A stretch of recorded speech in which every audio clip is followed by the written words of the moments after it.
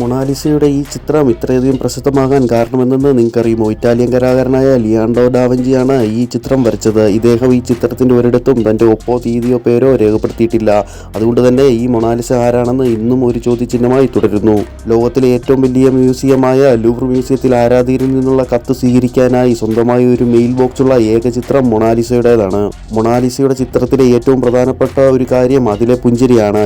Emotion recognition software ഉപയോഗിച്ച് ഈ ചിത്രം വിശകലനം ചെയ്തപ്പോൾ മൊണാലിസ 83% സന്തോഷത്തിലും 9% വെറുപ്പിലും 6% ഭയത്തിലും 2% ദേഷ്യത്തിലുമാണെന്ന് കണ്ടെത്തിയിട്ടുണ്ട്. ഈ ചിത്രം ഇത്ര പ്രശസ്തമാകാനുള്ള ഏറ്റവും വലിയ കാരണം 1911 വിൻസെൻസോ പെറുഗിയ എന്ന കാർപ്പന്റർ മ്യൂസിയത്തിൽ നിന്ന് ഈ ചിത്രം മോഷ്ടിച്ചു. ഇതിനെ തുടർന്ന് മ്യൂസിയം 9 ദിവസത്തേക്ക് അടച്ചിട്ടു. പിന്നീട് മ്യൂസിയം തുറന്നപ്പോൾ ചിത്രമില്ലാത്ത ആ ശൂന്യമായ ഭിത്തി കാണാൻ പോലും 10,000-കണക്കിന് ആളുകളാണ് തടിച്ചുകൂടിയത്. ഇതുപോലുള്ള ഇൻട്രസ്റ്റിംഗ് ഫാക്ട്സിനായി നമ്മുടെ ചാനൽ ഒന്ന് സബ്സ്ക്രൈബ് ചെയ്ത് വീഡിയോ ഒന്ന് ലൈക്ക് ചെയ്യുക.